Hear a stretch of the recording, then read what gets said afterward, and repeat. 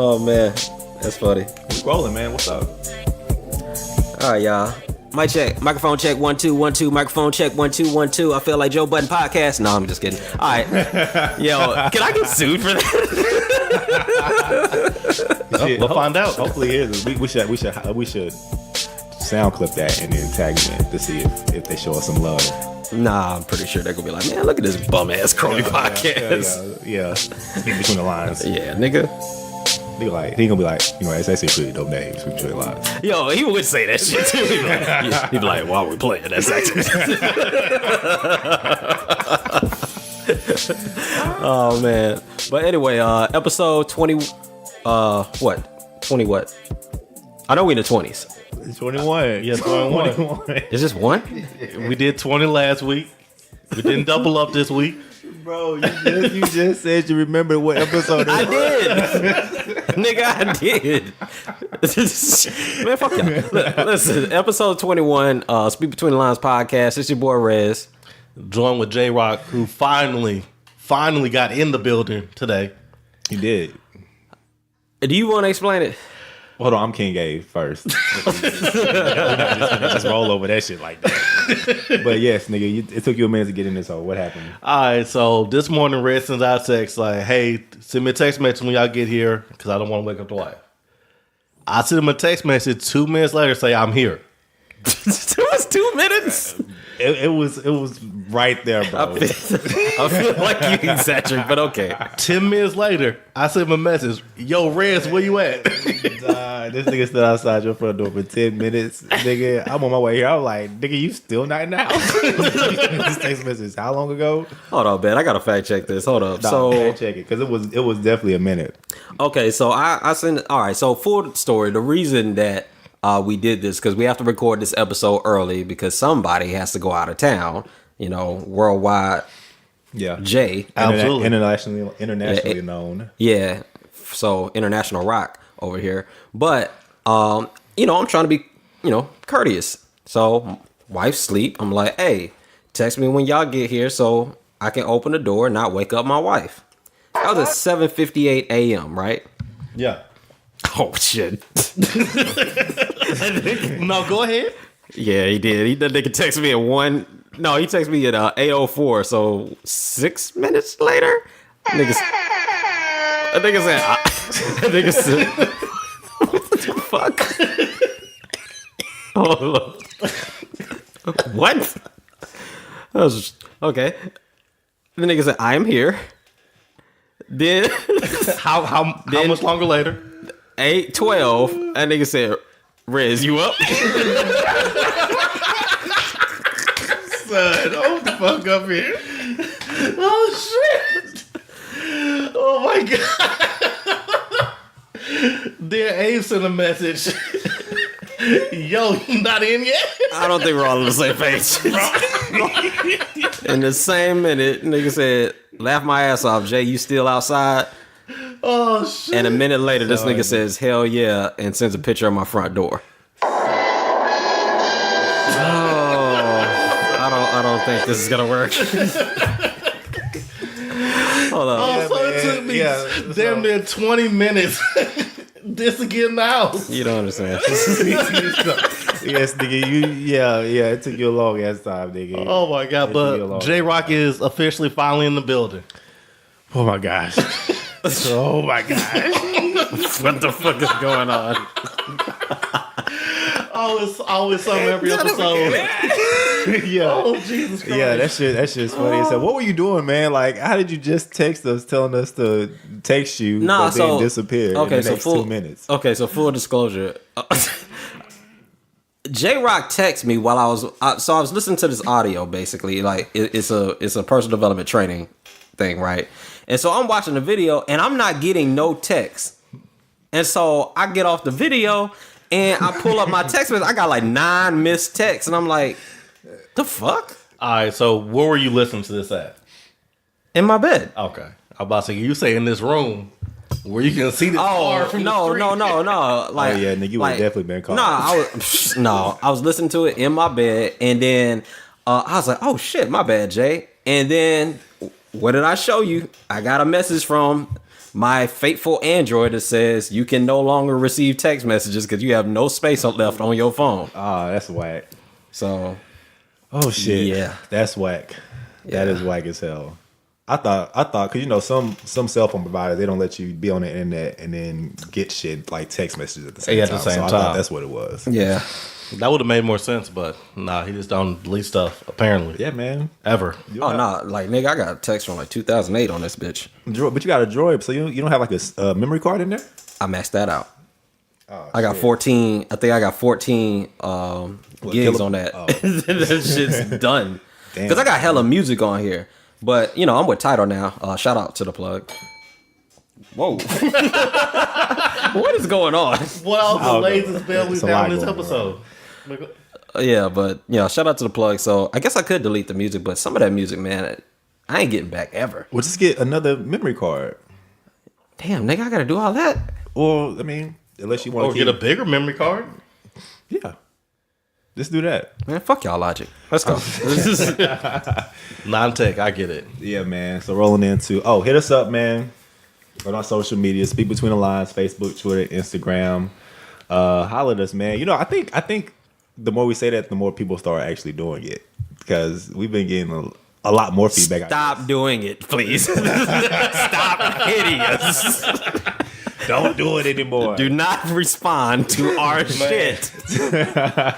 Nah, real quick, man. I was looking at my phone. Shout out to my boy British Green. He hit us up on the flat tire video that we posted about last Oh week. shit! What'd he say? Oh my I think it was like, What bro, happened? I am dying laughing at this shit. Oh. I'm dying. And then he liked our page. But that clip wasn't even funny though. Like at all. No, it was hilarious. For you. Not at all. Hey, Yo, stuff usually isn't funny if you're the person in the hot seat. what's crazy is like China didn't even like gas that shit up. Nah, she She didn't didn't. give him no warning. Nah, and she Shots wasn't just start boosting getting it. fired. She was just like, nigga, you drove an hour on a flat tire. How sway? But yeah, man. So I guess what wins and losses, Yeah. dubs and L's. Shit, Dubs better get a dub tonight. Man. Them niggas are, And in trouble. they're in the hot seat. I think they'll be all right though, because Chris Paul's out, so Yo, if these niggas win for real though, I hate to say it because I'm a fan of the run, but they might be the luckiest effing team in history. It's about they win. Just the whole run, because you beat LeBron without Kyrie and K Love, and that went 6. That same run, or the very next run, they missed all the point guards. No, that was the same run. Yeah, the first run they missed every point guard pretty much from the opposing team. Won a chip. Second year, they lost. Third year, I think Portland was missing their big in the first round. yeah, everybody had an injury. Yeah, everybody, and Portland then the had lost a big. Kawhi Leonard, Mm-hmm. and then this year it's like Chris Paul get hurt. It's like, damn, like how much? Like y'all the most OP team in the world. How much shit but- got to go right? I mean, but they had a lot of injuries this year. Who did? Yeah, but not when it mattered. The only one is Iggy. And it matters right now. Yeah, it does. Because if Iggy had been in this last game, they would have. I think. Oh yeah, they would have got won that one. I ain't gonna lie. So is Iggy out for the? He nigga, they better shoot him up questionable. with something tonight. Damn. it. You better get sense of being and stop Yeah. playing. I don't know. I mean, we can't discredit because nigga Golden State is them niggas is tough, bro. They got Apparently, so is Houston. But I mean, you could. I mean, but here's the thing about that though. You gotta just play what's in front of you. I mean, them niggas can't be like, oh well, shit. Kawhi Leonard's out, so I guess we just not gonna play as hard. I mean, you're given whatever's in front of you, so you just play that. You know what I mean? Yeah, I feel you. But I know, like you said on the Toronto episode. By the time this comes out, shit, It won't matter. Shit, one of them the niggas might be out. Shit, by the time this come out, the finals will start the next day. Oh yeah, Yeah. Yeah, finals start Thursday. bet that. So you got to win or a loss? You got something? Nah, I gotta win. I gotta win this week, and this is when that everybody gets to partake in. Me editing episode 20. Are you fucking serious? Yes, That's your win. That's your yes, win? Yes, because that bitch was hell. Doing your job? like that's your win? Yes. I thought he was gonna say something about the soundboard. but I thought you were gonna say something about the episode 20. soundboard. I mean, well, it's been ready the whole time to missing equipment. That it ain't ready. Like, what are you talking about? Man. Okay. Well, I guess walk us through that process. Yeah, walk us through the editing process for people that 'cause- don't appreciate that. Yeah, and if you saw on the video, we did have Rudy and his niece China sharing one mic, so I'm pretty sure that had something. That must have been hell. That was hell because the audio on Reg's mic and China was all mixed together. So I had to go through and separate both of their ranges and then boost them both up so that way you could hear them both clearly over the entire episode. And there was a lot of parts in the beginning where she was roasting me where I had to boost her up so y'all could appreciate that roast. Appreciate that roast. I appreciate the self-sacrifice. It is. Yeah, I'm almost just muted the first 9 minutes and just had to go from there, but I did it for the culture. Oh yeah. Yeah, well, we had the video too. Yeah, and I had the audio, so that 9 minutes definitely still would have. Yeah, it would have found a light of day. And see, that's why because the video dropped too. So I'm like, well, hell, shit, they already seen it now. Yep, you sure right about that. Yeah. But that is what's up, man. Because that editing shit is no joke, dog. Yeah, that was 5 hours of work. Oh shit. We appreciate you. my nigga. Yeah. Good for you. Actually, I guess my stuff is kind of a win and a loss. Well, it's a win. I got invited to this 90s party tonight. Hey. I think that shit's gonna be dope. But it's a loss because nigga, I couldn't find 90s shit nowhere. Like the 90s shit is coming back in style, so it's more expensive than what it should be. Yeah, of course. You should have It's kept your like- old shit. I should have kept the old shit, but then I wouldn't be able to fit the old shit because I'm damn near 30 now. Well, some of us ain't got that problem. Well, it must be nice. Yeah, man, but I think that shit's gonna be dope. We went to like 3 or 4 different thrift stores yesterday, dog, just looking for shit and couldn't find nothing. Couldn't find overalls, couldn't find anything. So Yeah, just get you some FUBU, you'll be good. thought about platinum FUBU, thought about rolling out some FUBU, but I think I'm gonna just like You have think like a, it's tonight? yeah, I mean I have an idea, but you know shit might change. So I'm gonna have like a shirt like tied around my waist, and then like some dad jean shorts or some shit, and then like a white t-shirt, like a hat with some like Walker headphones. Okay. Okay. You know, I was gonna try to go with the Fresh Prince look, but I couldn't find that shit. Oh, that would have been been classic. That shit would dope. have been dope. I tried to go for Fresh Prince, Martin. I couldn't find none of that shit anywhere, bro. So I gotta kind of work with what I got. Speaking be of fun, Fresh though. Prince, have y'all heard Will's new the little track he released? Yeah, he spitting bars on that. I was like, oh, that's nice. And he was telling y'all niggas leave him the fuck alone. Yeah. You need to leave Drake alone too. Check out his resume. Yeah, you need to leave Drake alone too. Yeah. Please leave Drake alone. I need to listen to that. I heard pieces of it. Bruh, listen. That's actually my win. We that seriously, like we Wow, got a perfect segue. We got comeback season Drizzy. Like, first of all, Pusha T is a super dope lyricist, and for anybody who hasn't listened to it, Daytona is out now. I was gonna say out in stores, but niggas don't go to stores for music anymore. So right. Yeah. The Play Apple Store. Yeah, I was about to say Apple Store, Play Store, but no, it's amazing. So basically, Pusha dropped the album Last Track, Infrared. He was going at Drizzy Drake. He was going at Birdman. He was going at a lot of people actually. Just Cash Money as a whole. He kind of felt sorry for Lil Wayne. And I ain't gonna lie, we all feel sorry for Lil Wayne. And I was listening to his interview with The Breakfast Club this morning when I was ignoring Jay, and it's my personal development for this morning. But no, he was talking about he couldn't imagine selling 30 million records and still having a tour just to make money. That's insane. That's insane. That is. And so he really just, spoke his heart and he spoke his truth. And, I appreciate it because it got Drizzy off his ass. And one of the things that, he went at Drake about was the ghostwriting bit, which, of course, everybody does. Everybody's going after him for that. But I ain't gonna lie, Drake is the king of turning shit around. Like, this nigga literally opened up. So if you rebuke me for working with someone else on a couple of V's, what do you really think of the nigga that's making your beats? I done things for him I thought he would never need. Father had to stretch his hands out and get it from me. I pop style for 30 hours, then let him repeat. Now you popping up with jokes. I'm dead. I'm asleep. That whole bar literally says, well, nigga, if you're talking about me ghostwriting, Yeah, who making your music? the dude that's making your music called me to help him make songs, to write for him. And then, you know, the songs was, Father Stretch His Hands? So he plays the bar. Father had to stretch his hands out and get it from me. Well, that was the song he helped him on. Damn. Then he dropped a song. Kanye shouted him out on Twitter, I remember a while ago, for the song 30 Hours. Yeah. Well, I pop style for 30 hours. Like, I mean, the shit's just, I mean, he just pushed that nigga shit in. It's like, yeah, that's hypocritical as fuck. And he killed Quentin Miller, something bad. I mean, that nigga said, and as for Q, man, I changed his life a couple times. Nigga was at Kroger working double time. Y'all acting like he made the boy when I was trying to help the guy. Yeah, who gassed you to play with me? Man, you made this shit as easy as ABCs. Whoever supposedly making me hits, but then got no hits, sound like they needed me.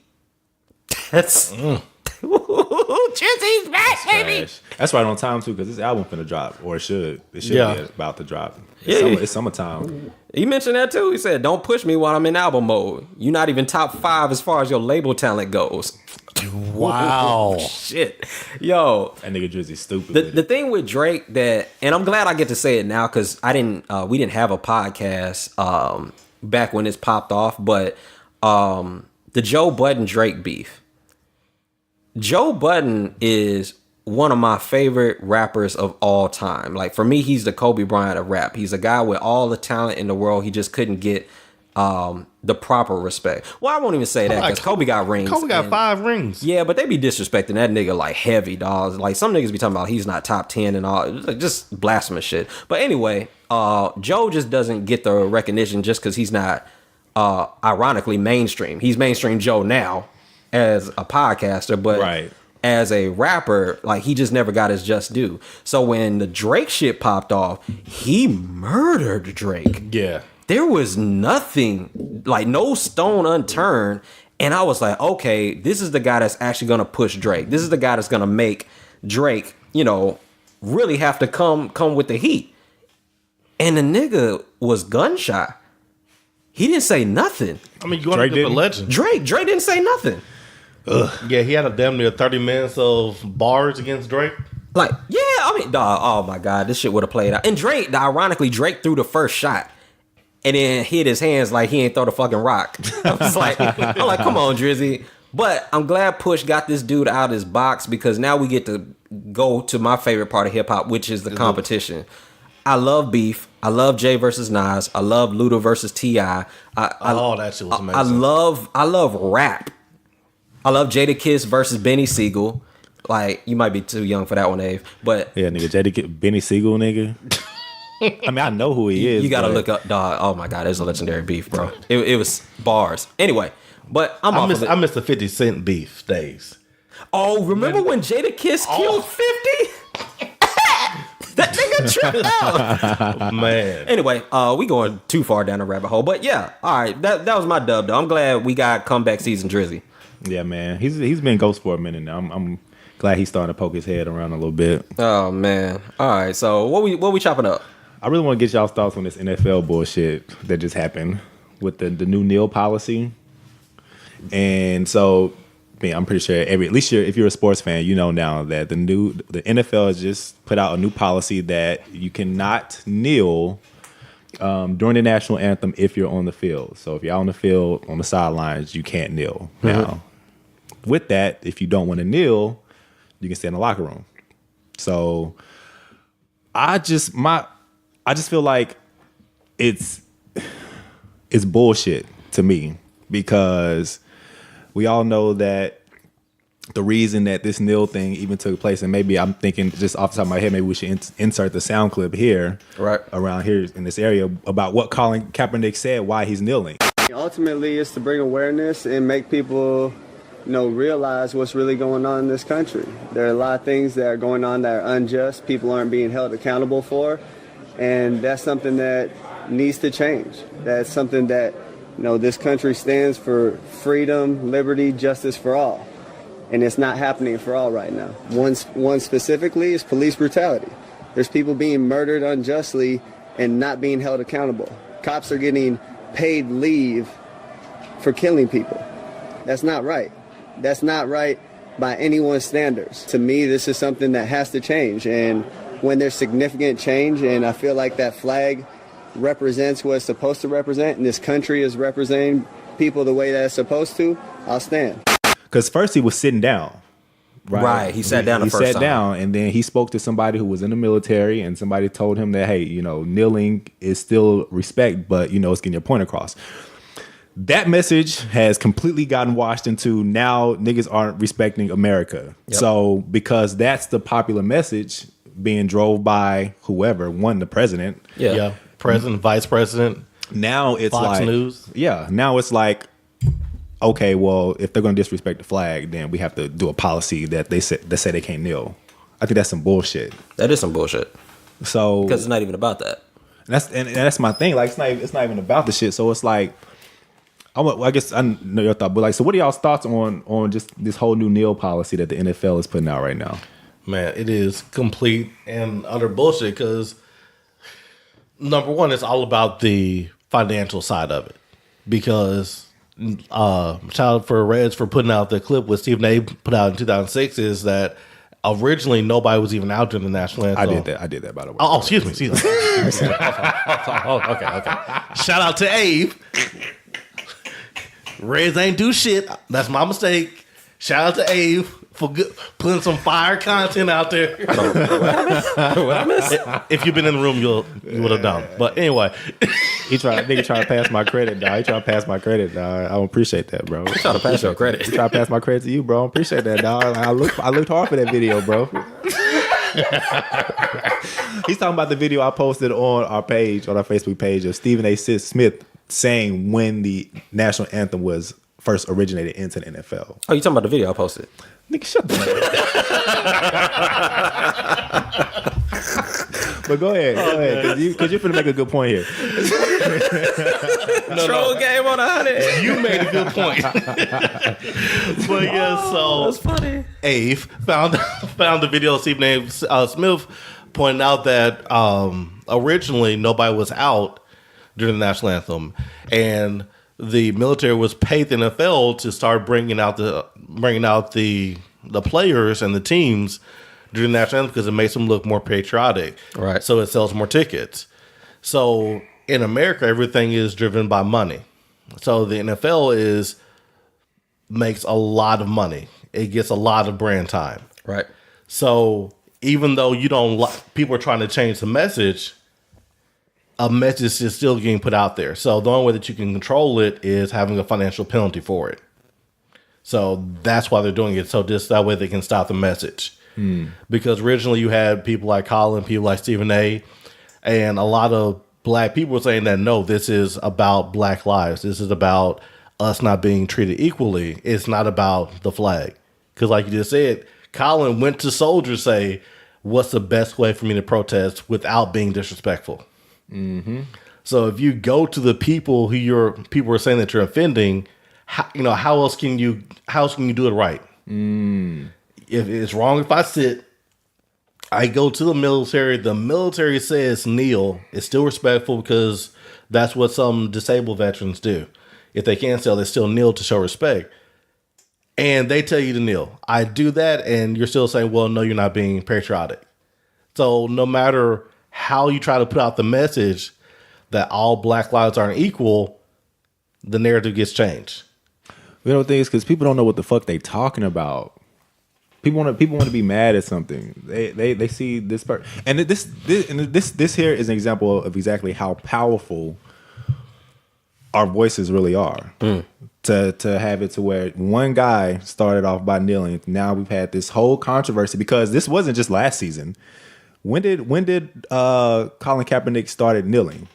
What, like 2 years ago? 2 years. Yeah, He wasn't even the first one. There was another NFL player that did it before he did. Didn't my man from Seattle before he got traded, Neil? What's my man always be popping off? Sherman? Yeah. No, not Sherman. Oh, not Richard Sherman. I don't know what you're talking about. Oh, Marshawn Lynch? Yeah.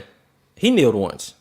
Was that before or after Colin Kaepernick? I thought that was before. My timeline might be off, but I know for a fact, like, Colin wasn't the first person to do that. Okay. He was the first person that basically made a statement that like J-Rock said, made a statement that it's for this cause or this stand. Oh, I got you. But it's happened before. The thing that is so convoluted about this is the fact that we have allowed this narrative to change so many times, and part of that's Colin's fault. And part of that is just us being stupid and not sticking to our guns on certain things. So Colin, you remember he wore the Cuba shirt in the interview. Fidel Castro, that's what it was. He wore the Fidel Castro. That was a bad move. He shouldn't have did that. Even though I get what he was saying, because wasn't it a picture of Malcolm X and Fidel Castro? It was a meeting between Malcolm X and Fidel, and he was making a commentary off of the shirt, but he didn't speak to that. Like, he let everybody else control that narrative. That was a misstep. But now it's basically like, I'm making a stand against police brutality. There's a perception that I've offended the military. So I go to people in the military, and like J-Rock said, what's the proper way to do it? They say kneel, right? Well, I mean, let's think about kneeling. Sometimes kneeling is a very honorable thing. When you're being knighted, right? You're kneeling. Yeah. That's honorable. When you pray, you kneel. It's a sign of humility. Come on now. That's a great point. So it's like where's the disrespect coming in? And then if we're going to talk about, and this is such a tired subject just because, you know, we've been talking about this since Colin started, but the NFL just keeps finding new ways to reinvent fucking up. Yeah, they do. And the thing is, damn, I lost my point. On the kneel. All right, so he's doing the kneeling. He's being respectful. He's being honorable. And then, you know, we want to spin it into, well, it's not patriotic. Well, if you have to stand for the anthem, you're not showing patriotism. That's literally like, no, I'm demanding you. I'm commanding you to do this. So that's taking rights away, first of all. And then freedom of speech, the freedom to do, like, we want to protect everybody else. Oh, you can't offend this group. Oh, can't offend that group. Did you just say this about this woman? Did you say this about this man? Oh, or this person that's trying to identify with whatever they're trying to identify with. Can't offend none of them. But, you're not going to stand for the flag? Yeah, well, now we got a problem. What? Yeah. And ultimately, when you look back on it, is the reason why the fine's in place is because the NFL can't stop it. They tried, we're going to destroy this person's career. And that's another way they fucked it up. Yeah, they did. They said, okay, well, Blackballing them out of the NFL. right. You know, we're going to try to get the owners on our side. We're going to try to get the president. We're going to try to get media on our side, and people are still kneeling. So now it's like, okay, how else can we try to stop it? Let's go and hit them where it hurts, the money. Yeah, you said something important. You said we're going to try to get the president on our side, because that's really where the narrative changed. Because if you think about it, Colin Kaepernick's message only went so far. Like, if you really wasn't a sports fan or you don't know who Colin Kaepernick is, like, you maybe heard it outside of that arena. Right. But once the president said it and tweeted it, now that message got sent to a broader audience. So now people who don't know Colin Kaepernick or don't know what he was even doing, they're hearing the president say, oh, this guy in the NFL is not standing, man, he's disrespecting the flag and our, you know, in America and all that stuff. Now people's like, oh shit, who is this guy? And then that's where the message, that's one area where the message flipped. Yeah. Now they feel like they have to do something about it. NFL, they feel like they have to do something about it. But you're right, they can't stop it. They can't stop it. And here's my thing too, like, if you're gonna make the players, because just like Rock said, the military didn't start shelling out money to the NFL until 2009, right? So if you're gonna make the players stand or do whatever, like, and stop and give respect to the flag and the national anthem, everything in that motherfucking stadium needs to stop. Niggas can't go to the restroom. Niggas can't go to no concession stands. Nigga, don't try to find your seat. If you're on your way to your seat, you're in the aisle, stand. Don't move. Like, everything should stop. If it's that fucking serious to you, the motherfuckers need to stop in the parking lot. Don't look for a parking spot. Everything needs to stop if it's that fucking serious. Because that's how they're making it seem. If you take a message that's blown out of context, and you're trying to prove a point by making it a policy, a kneeling policy against the players, then no, everything needs to slow down once that happens. For however long it takes to get through the national anthem, and however long it takes for motherfuckers to roll out that big ass flag over the field and roll that bitch back in, nothing needs to move until all that shit's done. If y'all are that serious about it. That nigga, hey, just let out the clip. That nigga said, Son, that nigga said, what? bro, because it's stupid, man. Yeah, because it's not about the flag. that was nice. I can't even follow that up. You are now listening to a master. We need that clip. I forgot. Shout out to Play Away for that one. Because I did hear that snippet from them. So You are now what? you're now listening to a master work. That was a fire sound. Oh yeah, we need So that. I gotta give them credit for that. Yeah. That way they don't listen to us and be like, this nigga stealing our shit. Hold on. Like, it's recorded. I was gonna say, so mama, slow down. Yeah, move on. Them niggas was like,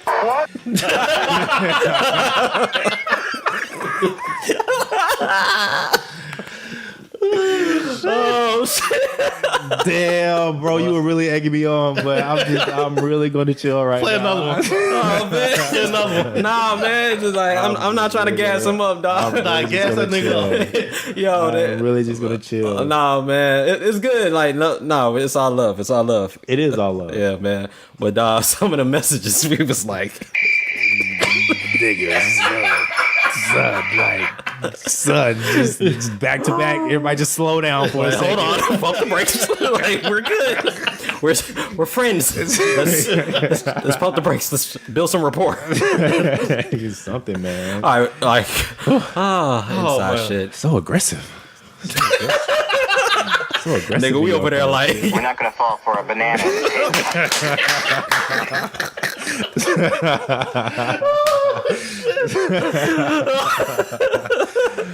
Oh man, so yeah, I want to be. These out are there jokes, for baby. shit. These are jokes. Oh man, that was amazing. Shout out to man. Rock coming through with the soundboard. Yeah, shout out to Rock.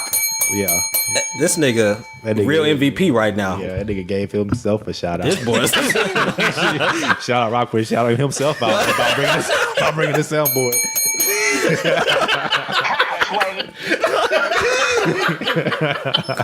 You know what? I'm interested to hear how the shit. Players Association is going to respond to all that, though. I know they kind of sent out a memo about it.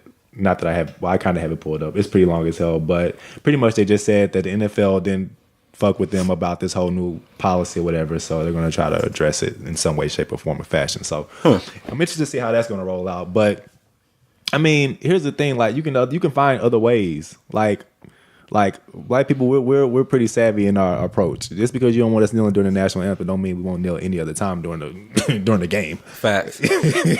And everybody talking about, well, why don't you do it? What do they say? What's the line? Like, we don't want you guys to do it on company time. You can do it on your own time. Well, shit, if you start getting social media flooded with all this, like, the NFL is all about controlling messages. They don't even like players tweeting certain stuff. Yeah. So, okay, cool. I'll do it on my own time. But that's going to be a problem for y'all, too. I feel like that company time bullshit is some bullshit too. That's bullshit. Yeah. It's never a good time for a message that is portrayed to them that makes them feel uncomfortable. Yeah. It's never. You will never find a comfortable time. And shit like, a comfortable time. And a message like this, it's not supposed to be comfortable. We want you to feel a certain way. Right. You know what I'm saying? This isn't about comfort and convenience. Right. No. You don't make it comfortable for us. No, It's at sad all. to- It's about being uncomfortable and inconvenient. Yeah. But it's sad to say, I would like to do a thought experiment. Like, I would like, not even a thought experiment. I would just love to see it. I would love to see someone from the LBGT community do this in the NFL. Like an NFL player that's transitioned. Mm-hmm. What's his name? Michael Sam. Sam. Oh, yeah. Yeah. Yeah, Michael so, Sam. Yeah. So I would love to see someone from that community that we know is protected. Because they won't say shit. Because they won't say shit. I would love to see like just an NFL player that's completely changed, right? And they make that same stance on police brutality because maybe a transgender got beat. What you gonna do, NFL? I'll take it even a step further than that. What if? See, here's the thing too, because it's really about the message. If Colin Kaepernick would have kneeled and said, and somebody asked him, "Why are you kneeling?" He said, "Well, I'm tired of our schools getting shot up. Oh, And wow. I need something to be done about that." Wow. Yeah. Then we would probably have a different but conversation. we got here. real tight then. Yeah. It would have a different conversation. Yeah. If he would have said Wow. something like that, then it would have been different. But because it's Shout out to Abe. That was good. thanks, bro. But because it's Yeah, like I said, what's going on this yeah, episode. but because it's certain stuff that people don't necessarily believe is true, then or it's us. You know what I'm Right. saying? Like we're trying to fight to be this bigger identity in America outside of this entertainment. You know, because it's that. Then We're just trying to be human. That's all we're fighting for. Yeah. Dogs have people. There's more outrage for a dog getting shot than there is for a black person get shot. What are we talking about? Yeah, That's a great. We just want to be Facts. at. We ain't even at the dog level yet. yeah. No, we're not. Damn. I'm done. Yeah. I'm off. Of Can it you too. segue off of this, please? Give us your thoughts. That was good. That was good. Wow. Give us your thoughts. You really pretty much know where to hit us up. Facebook, Twitter, Instagram, Speak Between the Lines. You're working overtime on this. You got the soundboard. You got the bell. My nigga over here, out here is dee, dee. No, it's cool. It's cool. No, because I knew Rock had at the beginning. I looked over. I was like, damn, nigga, you got the soundboard? Yeah, I was passing love. I'm gonna let you get in next. No, I don't want it. I don't care. I just thought that Don't worry about that. you know, because Rock, Rez had the bell. I thought you had the soundboard. Well, not because I was getting ready to transition to a subject, so I didn't want to be talking, then have to worry with the soundboard. It's I all got you. good. You want it back? I'm gonna get back whenever he takes over. It's all good. I'm taking right back. That's good. I'm a multitasker. I am. It's fine. All right. Go. All right, so switching gears, do want to get back to some of the stuff that we originally talked about with self development. Damn, I said that wrong, didn't I? Self-development. Self-development. Personal development. Personal development. Yeah. Self-help, Self-help. personal development. Personal development. Thank you. This nigga You tripping. guys keep me. He can't get shit. Man, it's like it felt wrong. My nigga fumbled out the game. So I mean, self-development. No, I'm gonna take that back from you. Yeah. Yeah, nigga. But now what I want to talk about this week and bounce off you guys is how to become a mentor. Okay. Because that's something that, regardless of race, gender, whatever type of background, wherever, your beliefs are, in order for us to improve, you need to seek out mentors. So I want to propose, how do you become a mentor? How do you become a better mentor? When I was looking at it, it's really two different categories of mentors. Number one is a skill, something that you're trying to learn. And number two is a behavior or character, right? So for the skill part, that one's pretty self-explanatory. It's, you have to work on being a master. Right. Whatever it is, whatever skill that you want to work on or that you want to help others with, you have to be able to master that skill.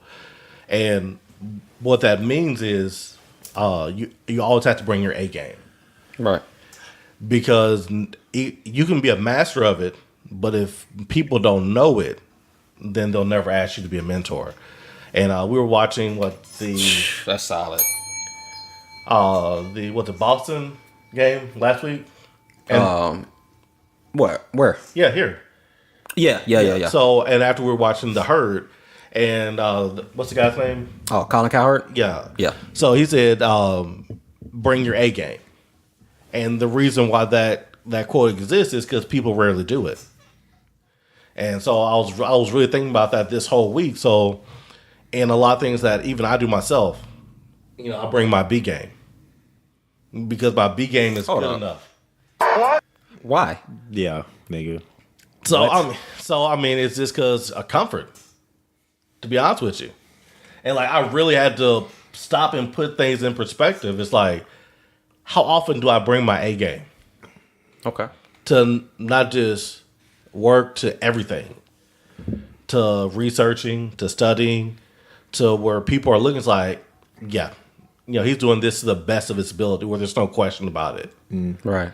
And I think, and the people that I interact with, the people that I see, whether it's, work or just out and about, that's something that most people don't do. That most people don't stay at their A game level. Like, how do y'all feel about that? Like, on a daily basis, do you think you guys are at your A level all the time? Or do you slip into the B range? I mean, yeah. I mean, I can see myself not giving 100% of the time. I don't think anybody gives 100% of the time just off of nature, like ebbs and flows in life.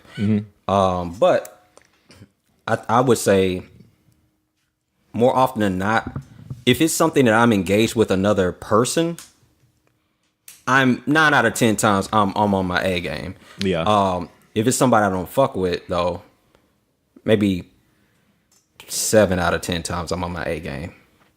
Yeah. You know, I'll still try to give my A game to that person, but you know, it depends on the relationship and if it swings. It depends on what I'm doing too, because Yeah. I'm really competitive. So if it's like something sports related, then yeah, I'll most likely give my A game most of the time. I'll put it like this: Yeah. if I'm passionate about it, you're gonna get my A game, and I think you'll be able to tell by the cadence of my voice if I'm passionate about something or not. And I'll give you, and you'll know. Yeah. That's a good point. I would agree with that. Yeah, because like in this week, one thing I noticed, I'm on average, if it's just something I'm doing, I'm about 85%. Okay. Like around a mid B. Right. Like I you have to really be engaged to kick it to that 90 or 95 or 100% level. Right. Because, you know, like Gabe said, it's hard to be at 100% 100% of the time. Facts. Yeah, it's damn near impossible. Because at some point you have to, like, hell, even LeBron can't do it. Right. Even, you know, James Harden, hell, you see, he was at 100% the whole regular season. Now he's like, hey, I got dial it back down to 70. Right. But even in that, like I think the challenge, at least I take, or I would imagine someone like LeBron James or James Harden or Steph Curry or KD or all these other great players take is that even their B game is someone else's A game. Yeah. Yeah. And so, yeah, I would focus on that, like always giving your best, because I hate when niggas mail it in. We hate when niggas mail it in. Yeah. You can watch a basketball game and you can know when somebody's just mailing it in. They not really trying. They just there. Like, that shit pisses me off. Yeah. And so if we gonna get mad at them, how we not gonna get mad at ourselves for doing that? Yeah, that's true. I mean, another thing with that too. I mean, it's kind of different with. Well, I mean, I guess you can relate it to anything because you got to have balance too. Because you can't go 100% of the time. Facts. And then expect that same energy to be at the end of whatever you're trying to do. Right. Like even with basketball or sports, like you go hard, but then there's a certain level of balancing out to make sure that you're gonna have energy for the entire game. Yeah, Facts. you got to finish it. Yeah. Early LeBron, 3 quarters. That 4th quarter was rough. And now this man has learned because he's coasting. It's crazy. They came out with this stat talking about how his pace has slowed down, but he's putting up better numbers more consistently than he's probably done. Like this stretch, he's in the playoffs. He has 7 games with 40+ points, Which is that's insane. never been done in history. He was tied with Allen Iverson. That's never been done, and it's because he picks and chooses his spots. So, like, I think we all agree you can't be 100% all the time. But you got to know when to turn it on. Yeah. And people should be able to see when you're on your A game. Like, there's a point in the game where you know, like, oh, he's not fucking around. Right. Yeah. Like, yeah, if people can't see that from you and they just think you're always coasting, that's a problem. Why would they, like, going back to what you said, I think the most potent thing you said earlier was if you're, and I'm going to butcher this, but being a master, if you're not, what did you say? Like, people won't ask you to mentor them? Right. If nobody can see that you're a master, are you really a master, basically? Right. So if you're always on your B game, why would people come to you for mentorship? That's why, like, I know some people, like, they never get asked about relationship advice, right? Yeah. Yeah. Because why the fuck would I go to you? Yeah. There's nothing about you that says I should go to you for this. And we talked about that a couple episodes back with just different people wanting information from you. Well, if you haven't displayed a mastery over it, why would I talk to you about it? Yeah. And that brings up another point is mastery just isn't a piece of paper saying that you graduated. You know, because a lot of people get that confused. Well, I can only get advice from somebody if they have a PhD, if they have a masterate. a master's degree or if they have a CPA. Because there's a lot of people who are just as smarter, if not smarter, who learn by experience. And their body of work shows you that, oh no, I'm definitely a master at this. So just because you don't have the piece of paper behind it, you have to be open. You have to actually look at what the person's doing. So that's the big thing with the skill part of it. It's like, are you a master? Can people see it? And also, if you're going to mentor somebody, you have to be honest with yourself. Am I at the level? Because some people will see you're proficient in, let's say, speaking, and they want to talk to you about relationships. Well, that's not where my mastery level is. Right. So you have to be honest with yourself. It's like, okay, make sure that you're only mentoring somebody if you can really help them. Facts. So that's the skill part of it. The harder part of it is the character and the behavior. Because you can't tell somebody how they act. People are like children in that regard. People see what you do.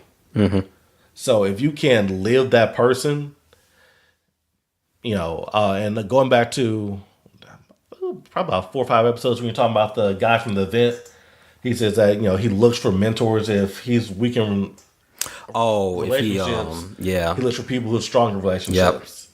So the people who are around you, they probably never bring it up, but they see who your character is.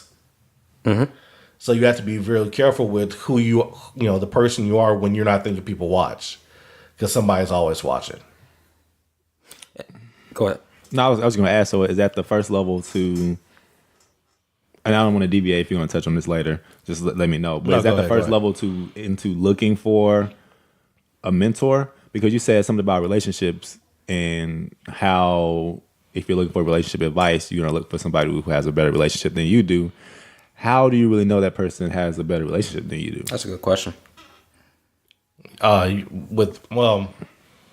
It depends on what type of relationship. So if you're talking about this like a romantic perspective, it depends on what you're looking for. So if you're the guy looking for a hookup artist, you have to look at that person's past. You have to actually know the person. You just can't just walk up to a random person because you're right, you don't know. You have to look at what they're doing, look at their past. And if you're looking for something relationship as far as a good marriage, you have to know the person. You have to know what the state of their marriage is. Like for y'all two, I can speak towards how y'all's relationships are because I know you. Versus some like a random coworker. I only see one side of you, so I can't really. I don't know what your relationship is like. I don't know how your characters. I don't know if you're honest. Because you only see one side of somebody. So as far as with that side of mentoring, you need to actually know the person.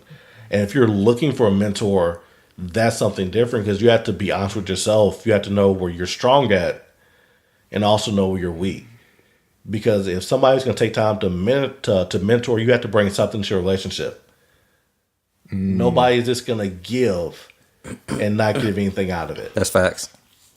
So that's something that you have to be aware of as well. So, okay, what do I bring to the table? Well, this goes back to, like, remember that same episode, we were like, are you even worth a draft pick? Oh, yeah. Oh, yeah. So I'm kind of more intrigued by the being the mentor aspect, even though you can't really get there unless you are being mentored by somebody.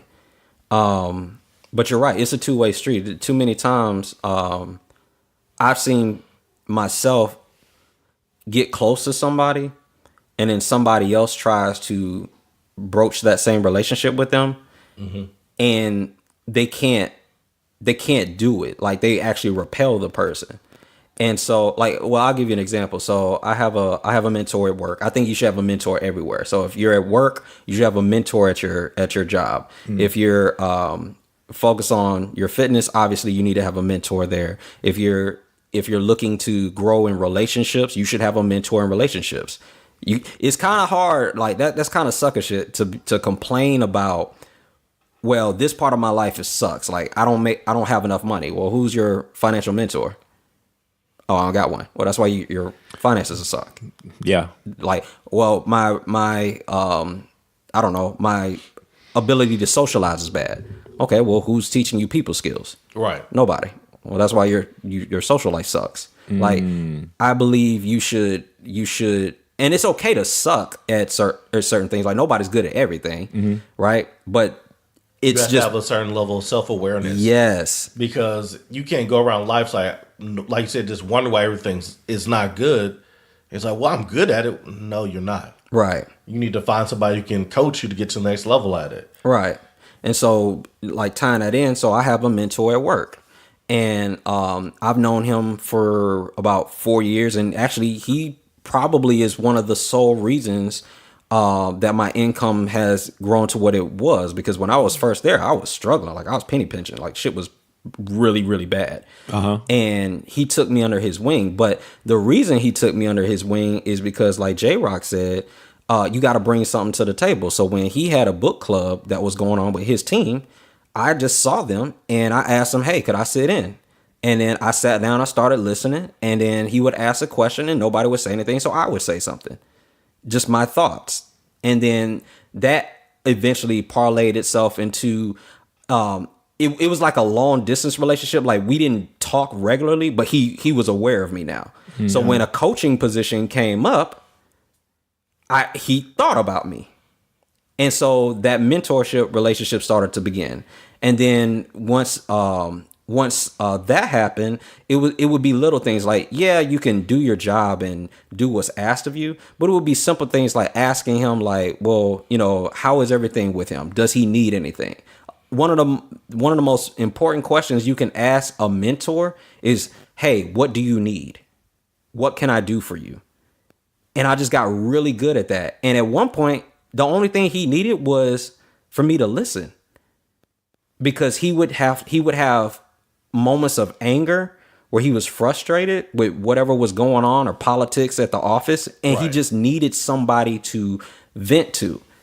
And so he would vent and ask me, he would say to me, like, I'm sorry for venting. And I was like, well, no, that's my job. My role in this relationship is to listen, is to allow you to get that out so that you can be free to actually help more people. Because right now you suck. Like you're so angry, you can't help anybody. Yeah. All right. So I do want to ask you a question about that. So what if you ask that question, what can I do? And the answer is nothing. I don't need anything. Is that a reflection on you're not in a place yet that where you can help, or they don't see enough value in you where there's nothing that you can do at your level? It could be both. It could be neither one. I think it could be either one or both. Like you're not at a place where you can do it. You're not at a place where you realistically can do anything to help that person. That could be true. Yeah. And at the same time, they may not see any value in what you could bring to the table because you may not have shown it to them, because you've been operating at a B level. And they're like, well, why would I waste time asking this person for this when they've consistently showed me they want to be at this level? So that's incumbent on you to show them the initiative. But to answer your question, like, let's say my mentor said, well, and he's told me that before. Like he like I've asked him, hey, what can I do? And he said nothing. And there was some real shit, like things that happened that he needed something done, and there was nothing I could do. Like there literally was nothing I could do. I got you. I got what you're saying. And you gotta at some point, you just like you do what you can, and as long as you focus on getting better, that's cool. But have a mentor, and then see enough value in yourself to become a mentor, or at least become worthy of being a mentor. Like people, I'm sure all three of us has had somebody come to them and ask them for advice. Yes. Yeah. Of course. So they saw something in you. You displayed a certain amount of excellence or a threshold of requirement for them to feel comfortable in trusting whatever it is that you were going to say. And all I think J-Rock is saying, and correct me if I'm wrong, is we should be more conscious and aware of being that person. Because that comes with a huge responsibility. Because if somebody trusts you enough to ask for your advice, just like you were saying with this, with a couple of episodes with, why would I come to you if I know you don't have the answers? Right. So if I'm coming to you, I need an answer. Right. It may not sound important to you, but in that person's mind or in that person's world, everything could be in fire. Yeah. And the words, the choice, how you answer could either be the water to help it out, put it out, or it could be gasoline to add to it. Yeah. Because not Rock, Reg, you said something the other day on one episode. We were talking about, I think, an issue that you were dealing with. And I think I asked you, because you said that the person that you had this beef with wanted a deeper connection with you. And I said that, well, do you want that for that? Do you want that with that person? Oh, okay, yeah, because I was like, what? I was like, oh, yeah. We're on the same episode. Yeah, I remember that. I remember that same episode. Oh, yeah, the same episode.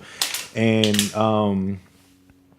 shit, I forgot my point. It was a good point, too. I forgot what it was. Never mind. I forgot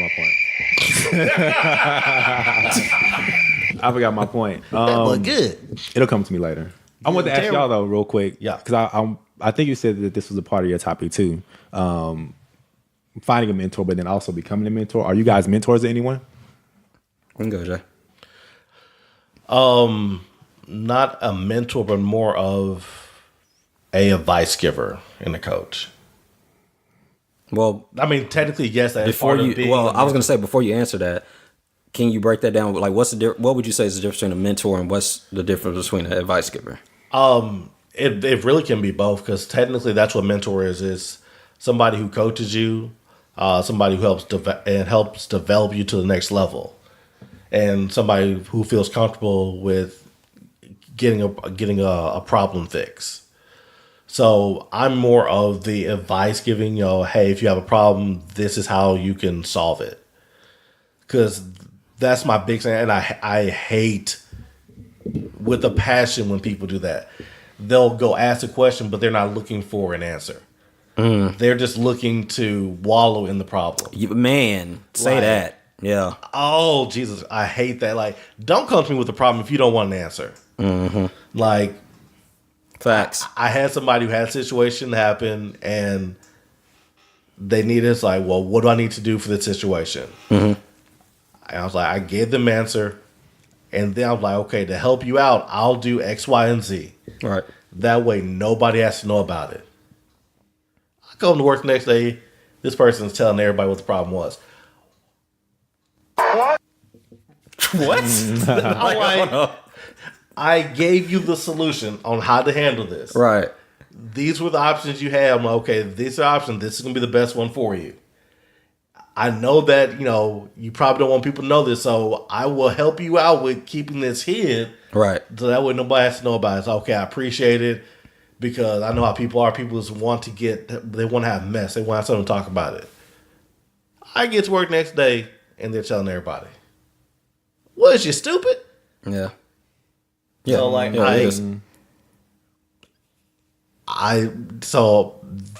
damn, you feel that shit. I can see it on that nigga's face. I really hate that. But, that's my thing. If you have a problem, come with a solution.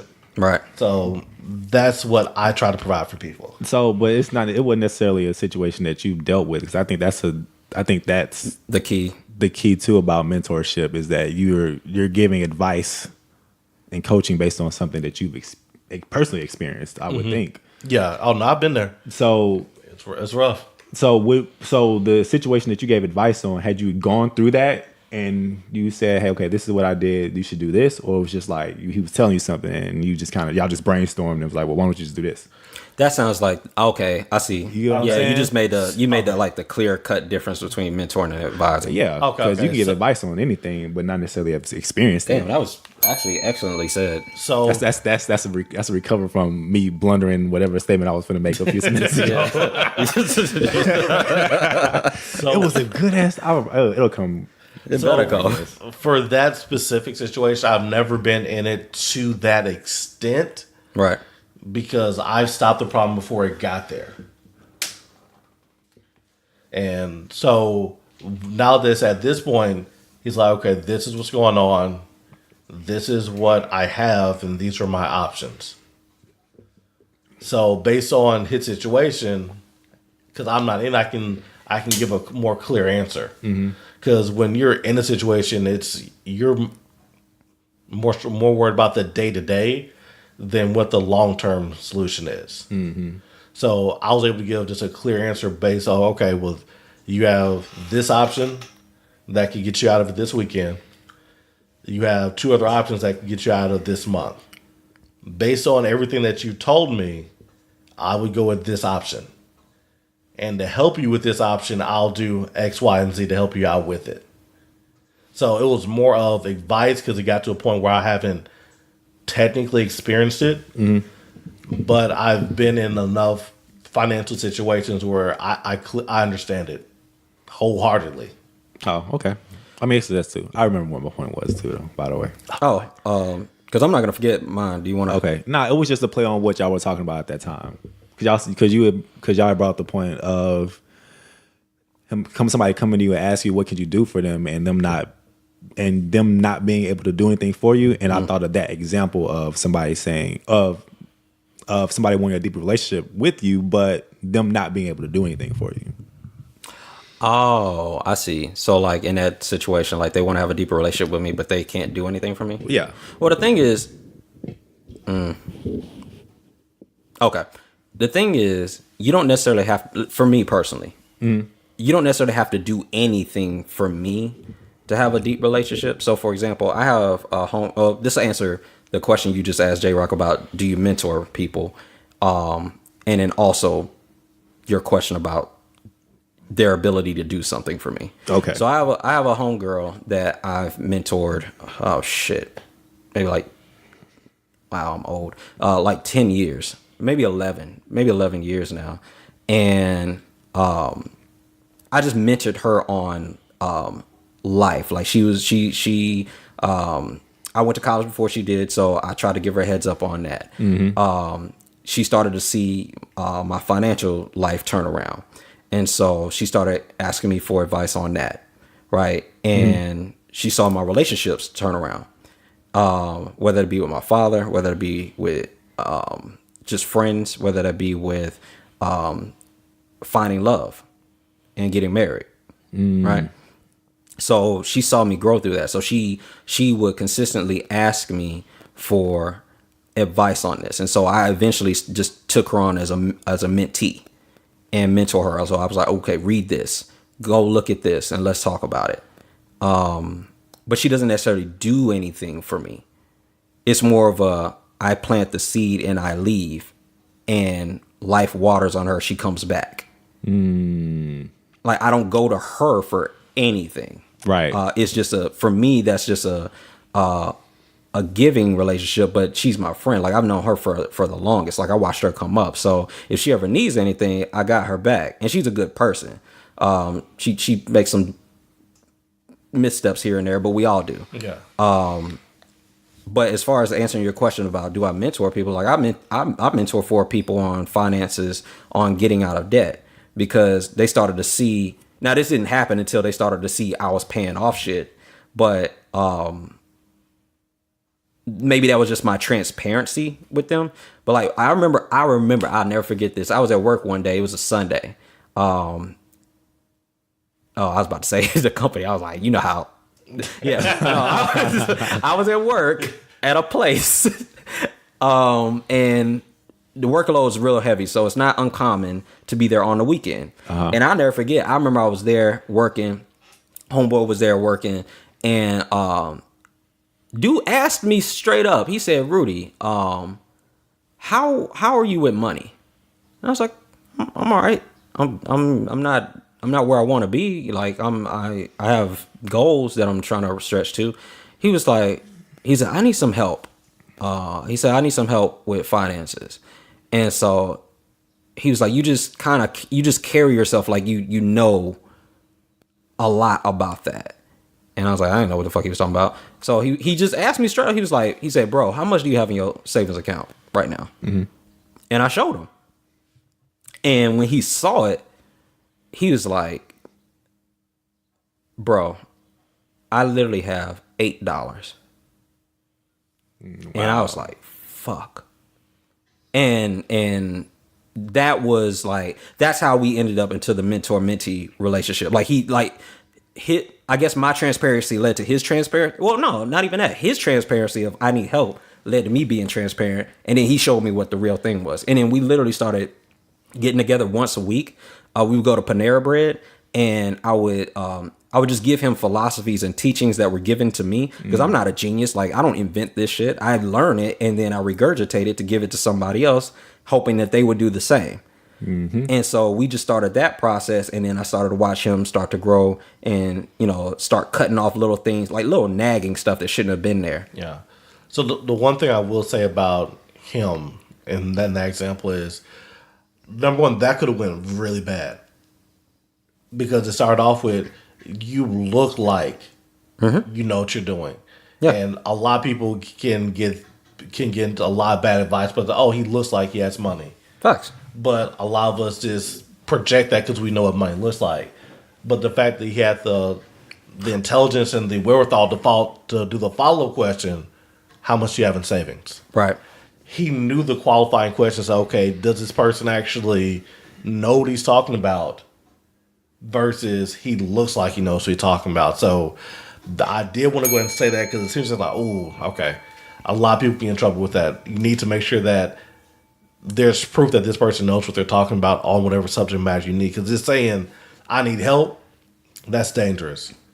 Because and he's saying that because he was in a place where he was desperate, where he was truly ready for change. But fortunately, he was somebody who knew to ask the next question. Right. To show that you were a expert, you were at least somebody who in a better spot that him can get, to take him to the next level. Right. So just don't go by looks. You actually need to know that whoever you're looking for has answers. Right. It's I guess just to piggyback off of that is like you said in the first topic. It wasn't the first topic, but when you said at the top of the topic, top of topic. That's a lot of tops. Pause. I've been waiting for it. Oh, man. I forgot about it. Yeah. So, but you said off top is you have to look. You have to operate at a A level, right? So the first prerequisite is the person that you're looking to mentor even look like the role. Like, do they fit the role? And then 2, asking the qualifying questions to ensure that they fit the role. Because I don't look like I have money. Like, I wear the same shit. I do. And my hair grows fucking fast. Like, if I don't go to the barbershop every 7 days, I look like a hobo. I look like I should have a sign holding up on the road like, hey, we'll tweet for food. Like, what? But that's kind of hard to do with finance, though, because a lot of people who have a lot of money, they don't look. Yeah, I mean, it could go both ways. They can either not look it or they can look it. Yeah, don't judge a book by its cover. It's just, I think the key word, I think the key thing with him in that particular situation was he's, like Jay said earlier, relationships. Me and him are both mentees to my mentor. So we would have group projects and we would have group meetings where he could hear the language that I'm using. Yeah. And what I'm saying, and he saw it enough times to feel comfortable to say, okay, I need to find him. Right. He's strong in this area. Let me see how strong he is in another. And trust me, my mentor is way. I did the same thing with my mentor. I checked his resume. Yeah. Bruh, I ain't doing shit. Listen. Hey, man, I know a little bit about a little bit. Like, there is so much information out here, y'all. It's so much information out here. Mm-hmm. And cats are doing it. So, yeah. That's all I got. That's all you got. Cool. You have any questions? Anything else you want to top it up about before we move on to the next subject? Young Rez? I do have one other question before we move on. Okay. What do you want to become a master at that you can mentor someone in?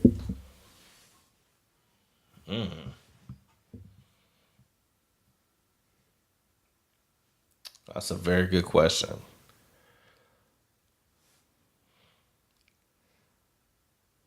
To be honest with you right now,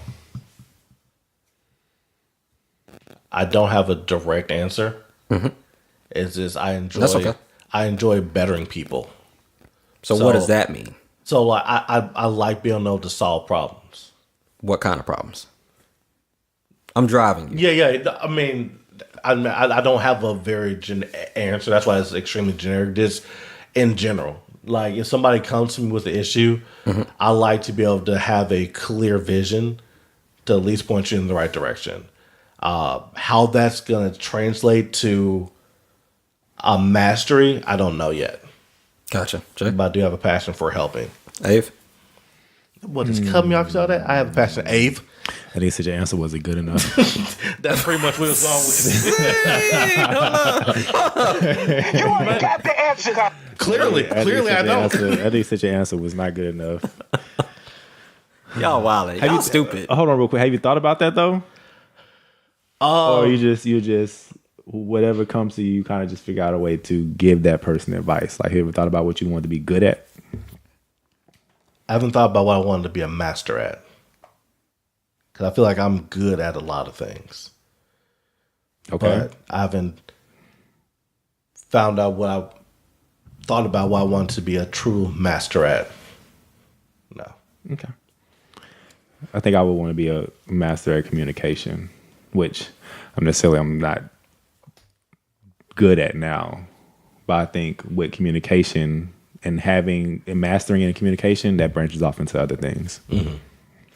You know what I like about your comment though about communication is you've already taken the steps to it because you've been to Toastmasters, mm-hmm. and I've been to your speeches. It's just hilarious. But you found something you wanted to be a master at. You went to the classes to learn more, and then you actually applied what you learned. That's the key. You have to know what you want to be good at or a master at. You need to find the class that's teaching it or a mentor or person that's teaching it. Right. And then you have to actually put it into action. Yeah, that's true. So I commend you for that because that's real talk. See how you didn't cut me off?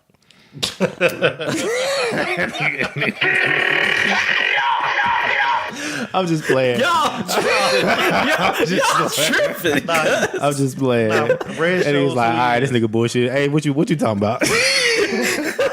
Nigga was like, We're not gonna fall for a banana in the tailpipe. we know who Rez is. no, I'm just saying, like we got. It's cool. I get it, man. No, honestly, real talk though, J. Rock. You ain't got to clean it up. Go ahead. No, it's not even clean up. Like it's literally because I made a comment about I'm driving you, right? Mm-hmm. So I wasn't asking you those questions for you to actually provide an answer at that point. It's just to spark like a Same direction. thought, yeah. Like, okay, well, all right, well, I'm good at a lot of stuff. Which, I mean, if somebody's listening, they're not good at a lot of stuff. Remember the episode we talked about the self-assessment mm-hmm. and polling people. And I know we were all going to do that, but like sending that message out to people like, hey, what are the 3 things that I'm good at better than most? And what are the 3 things I need to work on? Right? Mm-hmm. Don't send that in the same message, y'all, if y'all didn't listen to that episode. But go back to that episode and listen if y'all have not heard that. But that's just the first step is like, okay, well, you're good at a lot of stuff. You know you're good at a lot of stuff. The next thing would be like, well, I like to better people. Well, my direct question was how? Because now we need to specify. And then that provokes the thought. And now that we're specifying, it's like, well, all right, cool. Because you got to line that like for listeners, if you're just really, really generic, if you're not ever specific about something, yeah. Time passes, and when time passes, you just look up one day. It's like, damn, I'm still here. Like you gotta lock in and find that out. So that's not. I was asking Jay, but technically that was for the listeners. Mm-hmm. Like I was just using Jay as like a conduit. Yeah, bro. No hard feelings. It's never hard feelings here. You guys suck. All right, I liked it. I like the answer. You know, I'm happy we got to the point we got AC feelings, but no, we good.